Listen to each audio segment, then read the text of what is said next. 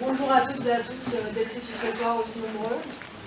On est très heureux de vous recevoir à ce meeting organisé par le NPA Jeune bordelais. Donc, ils auront le temps de se présenter, mais du coup est à la table Philippe Poutou, candidat ouvrier anticapitaliste au présidentiel.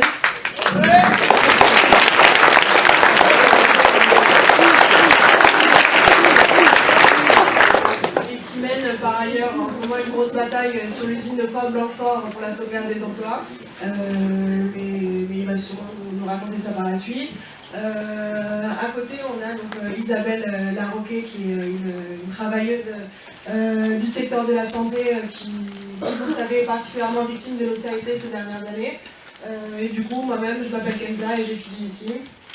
Donc si on a choisi de venir ici ce soir, c'est parce qu'on pense avoir énormément de choses à dire à la jeunesse. Et c'est vrai que le faire dans un lieu comme Sciences Po, qui est, on va dire, plus le lieu où on forme les élites, que le lieu où en sortant on subit la précarité et les petits salaires.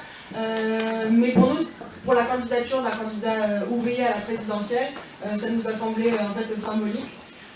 Donc l'actualité de ces derniers jours elle a été marquée par pas mal de choses, Penelope Gate, les 300 000 euros détournés par le UFN ou encore la primaire de la soi-disant Belle Alliance Populaire.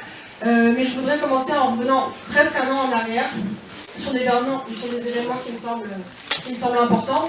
Donc en fait il y a un an, on apprenait dans la presse, on découvrait dans la presse le projet de loi travail. Et très rapidement, il y a eu une sorte d'effusion en fait. Il y a une pétition qui a été lancée sur internet, avec des milliers de signatures. Sur les facs, sur les lycées, il y a très vite eu des assemblées générales pour s'organiser, etc. Un peu partout ça a chauffé. Et avec des milliers et des milliers de jeunes dans la rue. Et en fait, pourquoi je parle de ça? Parce que ce dont j'ai un peu l'impression, c'est que dans le contexte politique actuel, le discours politique essaye un peu de faire oublier, j'ai l'impression qu'il y a eu ce printemps de lutte, ces 4 mois de lutte au printemps dernier, et pour cause, le PS est en campagne, et la droite, tout comme Macron d'ailleurs, nous prépare à bien pire que la loi travail. Mais si je voulais revenir là-dessus, c'est parce qu'en réalité ça a existé. Il y a eu des milliers et des milliers de jeunes dans la rue au printemps dernier. Et ce qui a semblé en fait symptomatique dans cette lutte, c'était que c'est pas seulement une mobilisation contre la loi travail, c'est une mobilisation contre la loi travail et son monde. Et en réalité, quand on regarde un peu le panorama de la jeunesse, et le monde dans lequel elle évolue, c'est un monde où en France par exemple il y a 25% de chômage chez les jeunes. Et pour ceux qui ont, on va dire, la chance d'avoir un emploi, doivent enchaîner des travails sous-payés extrêmement précaires, tout en combinant souvent des études qui, on l'espère, va nous amener à nous permettra d'avoir un travail un peu moins précaire. Et quand on regarde le programme des candidats de la droite, ou même de la gauche de la droite, on voit que ça va pas en s'arrangeant. Que dit Macron? Qu'il faut en finir avec les 35 heures pour les jeunes. Que dit Fillon? Qu'il faut sortir au plus vite les enfants des classes populaires de l'école pour les envoyer en apprentissage tout en augmentant le temps de travail et en leur baissant leur salaire. Tout ça avec des conditions d'études qui se dégradent quand on voit les amphis bondés, quand on voit les suppressions de postes de professeurs ou de personnel, quand on voit que les locaux dans les facs qui se dégradent, et quand on voit surtout qu'en fait ce que nous préparent les candidats pour 2017, c'est la sélection généralisée en L1. Et par ailleurs, je voudrais saluer en fait le combat des étudiants toulousains en ce moment, qui hier étaient 400 en assemblée générale contre la fusion et qui sont en combat depuis 10 jours contre la fusion de leur université. Et qui ont en fait envahi le conseil d'administration de la fac hier et ont réussi à retarder la fusion des universités. En fait, voilà de quoi il faut s'inspirer. La campagne présidentielle de Philippe Poutou, on la conçoit comme un outil au service de ces luttes-là. De la même manière, la bagarre que mènent les profs de ZEP pour défendre les moyens alloués aux écoles dans les quartiers les plus populaires sont des choses à défendre et une lutte exemplaire. Et nous, ce qu'on veut en réalité, c'est une éducation et des facs gratuites et de qualité, ouverte à toutes et à tous. aux enfants des classes populaires, ouvertes aux migrants, des facs qui soient des lieux en fait, d'apprentissage et pas des facs où on nous apprend à être les travailleurs parfaits, les travailleurs de demain pour les entreprises du CAC 40 qui siègent désormais de plus en plus dans les conseils d'administration. Ce dont j'ai l'impression en fait, c'est qu'on est une génération qui a le sentiment d'être une génération sacrifiée, qui a le sentiment d'être une génération qui n'aura pas d'avenir. Et pour cause, c'est vrai que depuis tout petit, on a été habitué à entendre le discours sur la crise, et tous ici, qui sommes étudiants, en fait quand la crise elle a éclaté, on était enfants ou ados, et voilà, et depuis qu'on est petit, on nous a préparé au fait que, voilà, que ça allait être dur, on nous a préparé au fait qu'on n'aurait sûrement pas d'avenir en fait. Pourtant que je sache, on était tous enfants à l'époque et je suis pas sûre que la crise, on ait aucune culpabilité là-dedans. Et pourtant on nous explique qu'il va falloir se serrer la ceinture, qu'il va falloir accepter les jobs bidons, qu'il va falloir accepter d'être au chômage, qu'il va falloir accepter d'être payé comme des chiens, qu'il va falloir accepter en fait qu'un jeune sur 5 vive en dessous du seuil de pauvreté. Et pour donner quelques chiffres sur la jeunesse, qui sont en réalité pas très beaux, en 2016, selon l'Observatoire de la vie étudiante, 32% des étudiants se disent déprimés, 61% sentent une situation d'épuisement. Et en réalité, c'est le tableau d'une société malade, malade du capitalisme. Et ce que je trouve assez bizarre, c'est que durant ces présidentielles, je n'ai pas entendu beaucoup de candidats parler de la santé ou du moral des étudiants, ni même de la dépression ou du suicide chez les jeunes. Et pourtant, derrière le discours en fait, qui dit que tout va mal, ce dont on a l'impression, c'est qu'en réalité, il y a des gens pour qui ça va plutôt bien. Selon le dernier rapport d'Oxfam, il y a 8 milliardaires qui détiennent 50%, qui détiennent autant que 50% de la population mondiale. Et en réalité, on se pose la question, en fait, est-ce que ce sera à nous de payer leur crise ? François Fillon, par exemple, qui appelait à se serrer la ceinture et qui promettait un programme de sang et de larmes, en fait, on voit qu'en réalité, il a créé des emplois fictifs et a dépensé des milliers d'euros de l'État pour les refiler à sa famille. Et face à ça, notre réponse, elle est simple, c'est mettre en commun les richesses, c'est partager, donc baisser le temps de travail pour avoir du boulot pour toutes et tous. Et en réalité, c'est pas en accompagnant le chômage de masse et la précarité avec un soi-disant revenu universel de quelques centaines d'euros par mois qu'on en sortira. En fait, ce qu'il faut en réalité, nous, ce qu'on veut, c'est arracher au patronat le pouvoir de décider de nos vies.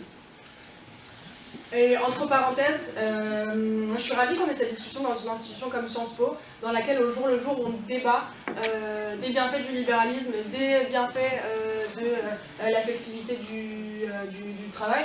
Et en réalité, je suis désolée, mais moi je ne vois pas trop où est le bienfait quand en fait on peut se faire embaucher un jour et virer le lendemain, ou quand on peut tout simplement avoir moins de protection, toujours moins sous couvert du chantage au chômage.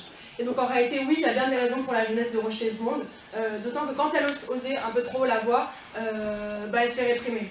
Et ça, pour en témoigner, tous les gens qui dans cette salle ont eu l'occasion au printemps 2016 de goûter au goût de la lacrymo, de la matraque et de la garde à vue. Et ce dont on a l'impression, c'est qu'au fur et à mesure que leur système est entré en crise, ils ont militarisé la société et qu'il leur restait que ça pour garantir leur ordre social. On l'a vu avec l'état d'urgence, on l'a vu aussi avec la violence qui s'abat et la répression dans les banlieues, avec un triste cas et un triste exemple, c'est celui d'Adama Traoré, qui a été tué par la police cet été. Et on l'a vu aussi avec la répression sur les migrants, et le tout s'accompagnant de guerres impérialistes et de la multiplication des guerres menées par la France à l'étranger. Donc en fait, les candidats, ce qu'ils veulent, c'est faire marcher la jeunesse au pas. Fillon, par exemple, il nous promet et rêverait d'avoir des livres d'histoire qui racontent le récit national et chantent les louanges de la France. Pas mal de candidats à la présidentielle nous proposent, plutôt nous imposent le service civique ou le service militaire. Et en fait, on dirait que toute la classe politique a lepénisé cette vision de la jeunesse et de l'éducation. On a écouté un peu les débats de la primaire socialiste et aucun candidat, je crois, ne critiquait la politique sécuritaire du gouvernement. Et même Hamon est le champion de la hausse du budget militaire avec 3% du PIB. Et même Mélenchon s'est mis résolument au bleu, blanc, rouge et à la défense de la France, comme si on en avait tous les mêmes intérêts dans ce pays. Là, notre réponse anticapitaliste, elle est simple. Et on est les seuls à la proposer, c'est la levée de l'état d'urgence, c'est l'arrêt des guerres impérialistes de la France dans le monde entier. Et c'est surtout l'ouverture des frontières et l'accueil des migrants. Et quand on voit que sous le couvert de la crise, les capitalistes et les classes dominantes se font une monstre sur notre dos, quand on voit que les programmes des candidats pour 2017, c'est de préparer l'offensive contre les miettes et voilà, de préparer la destruction des quelques miettes d'acquis sociaux qui nous restent, nous on pense qu'il faut préparer la riposte. Et en fait c'est dans ce sens que la candidature de Philippe Poutou au présidentiel. Et en réalité, qu'on me cite, ne serait-ce qu'une seule avancée sociale qui n'a pas été obtenue dans la rue. Ce programme il est anticapitaliste et il est révolutionnaire parce qu'il pose la question d'une autre société. Et c'est vrai qu'on a souvent tendance à nous dire qu'on est utopiste, mais en réalité je pense pas. Je pense que ce qui est utopiste, c'est de penser que le capitalisme est réformable et que le capitalisme peut, on va dire, amener à une bonne société, tout simplement.